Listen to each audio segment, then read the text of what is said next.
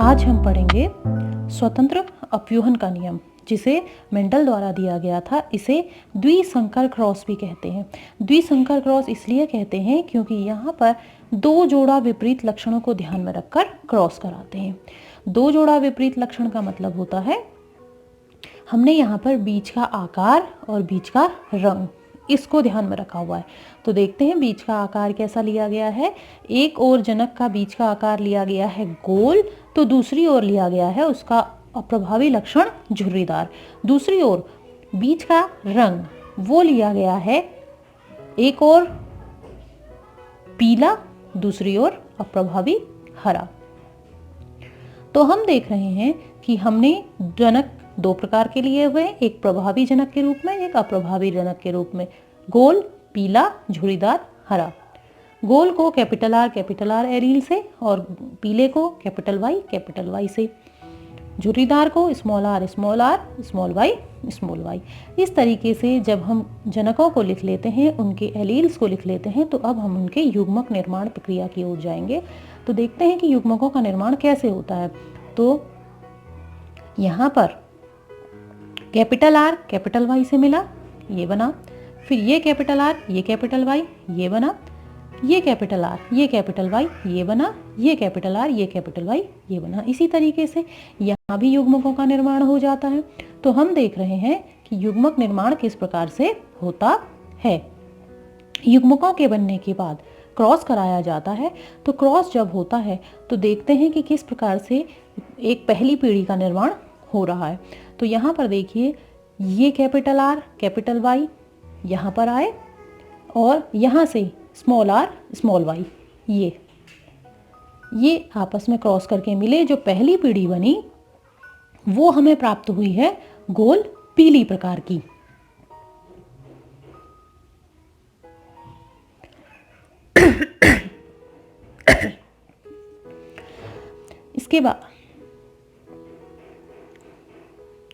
इसके बाद पहली पीढ़ी के पराग कणों को उसी पुष्प के वर्तिकाग्र तक पहुंचाया जाता है। तो जब पहली पीढ़ी के पराग कणों को उसी पुष्प के वर्तिकाग्र तक पहुंचाया जाता है तो उस प्रक्रिया को कहा जाता है स्वपरागण। क्या कहा जाता है? स्वपरागण। तो हमने फिर से उसी जेनेटिक संरचना को यहाँ भी और यहाँ भी लिखना है क्योंकि स्वपरागण हो रहा है। तो हमने लिख लिया। इसके भी युग्मकों का निर्माण करेंगे। तो कैसे हो रहा है युग्मक निर्माण? देखिए, capital Y capital R capital Y ये आ गया। फिर ये कैपिटल आर स्मॉल वाई यहाँ आ गए। अब दूसरे स्मॉल आर की बारी है। स्मॉल आर कैपिटल वाई ये गैमेट बन गया। और फिर ये स्मॉल आर ये स्मॉल वाई ये गैमेट बन गया। इस प्रकार हमें इस जनक से 4 प्रकार के गैमेट्स का निर्माण होता हुआ दिखाई दे रहा है। इसी तरीके से दूसरे जनक से भी 4 युग्मकों का निर्माण हो रहा है। युग्मक निर्माण के बाद अब आती है बात F2 पीढ़ी की। तो हम देखेंगे कि F2 पीढ़ी का निर्माण कैसे होता है। इसके लिए 8 हमारे पास युग्मक हैं, इसलिए थोड़ा सा बड़ा इसका संकरण का क्रॉस का रिजल्ट निकलता है। तो हमने इसको प्रदर्शित करने के लिए एक चेकर बोर्ड का निर्माण किया है। ये है वो चेकर बोर्ड, जहाँ पर दोनों ओर से युग्मक जो हमने बनाए थे वो लिख दिए जाते हैं। ये हमारे युग्मक हैं जो हमने लिख लिए हैं। अब इनमें क्रॉस कराया जाएगा। तो देखेंगे क्रॉस कैसे होता है। ये कैपिटल आर कैपिटल वाई हो गया। फिर ये capital R capital Y small Y. फिर ये capital R capital Y capital R capital Y small Y. इसी तरीके से ये होगा capital R capital Y small Y. फिर कैपिटल आर स्मॉल वाई ये हमको मिल गया। फिर capital R capital Y small Y. इसी तरीके से हम इसके भी युग्मक बना लेंगे। ये हमको प्राप्त हुए। फिर ये और ये, इस तरीके से हम इन सभी के युग्मकों का निर्माण कर लेते हैं। तो आप ये देख रहे हैं कि हमने कैसे युग्मकों का निर्माण किया और कैसे उसकी आनुवंशिक संरचना का निर्माण हुआ। अब हम देखते हैं कि ये जो आनुवंशिक संरचना वाले जीन हमें प्राप्त हुए हैं, बीज प्राप्त हुए हैं, ये अपना कैसे प्रदर्शन कर रहे हैं। तो हमारे पास ये कुल कितने आए हैं? 16 प्रकार के बीज आ चुके हैं। अब हम इनको देखेंगे कि ये कैसे अपने रंग और रूप को प्रदर्शित कर रहे हैं। तो ये 16 के रंग और रूप को प्रदर्शित करने के लिए हम इनके अब लक्षणों को लिखेंगे।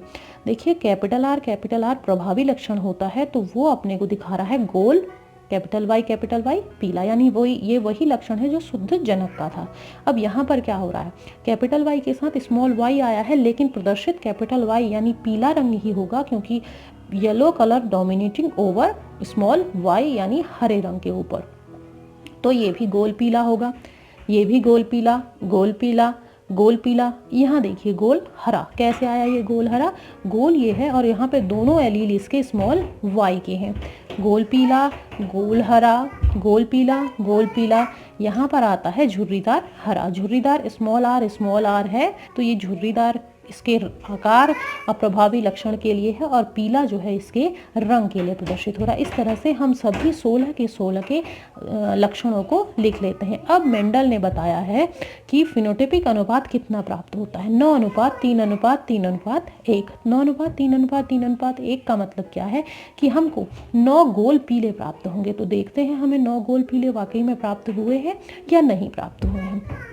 तो देखते हैं गोल पीला कितने रहे, 1 2 3 4 5 6 7 8 9 गोल पीले हमको कितने प्राप्त हुए हैं, 9, यानी हमारा जो पहला अनुपात प्राप्त करना था वो हमें सही प्राप्त हो गया है। फिर आता है गोल हरा। तो देखें गोल हरा हमें कैसे प्राप्त हो रहा है, गोल हरा है हमारे पास 1 2 3, हमें यहाँ पे ये भी हमारा सही प्राप्त हो गया गोल हरा। फिर आती है बात झुर्रीदार पीले की। तो झुर्रीदार पीले को भी हम देखते हैं कितने प्राप्त हुए हमारे पास, 1 2 3। तो देखिए ये झुर्रीदार पीले भी हमें 3 प्राप्त हुए। अब आती है बात झुर्रीदार हरे की। तो देखते हैं झुर्रीदार हरा कितना मिला हुआ, हमें 1 मिला हुआ, ये देखिए इधर 1। तो हमें क्या अनुपात प्राप्त हुआ है, वही 9:3:3:1। यही कहलाता है मेंडल का नियम। इसे ही मेंडल का द्विसंकर क्रॉस या स्वतंत्र अपव्यूहन का नियम कहते हैं, जहां पर 2 जोड़ा विपरीत लक्षणों को ध्यान में रखकर क्रॉस करा रहे हैं। और हम क्या देख पा रहे हैं, हम ये देख पा रहे हैं कि जो अप्रभावी लक्षण है वह भी स्वयं को स्वतंत्र होकर प्रदर्शन कर रहा है। धन्यवाद।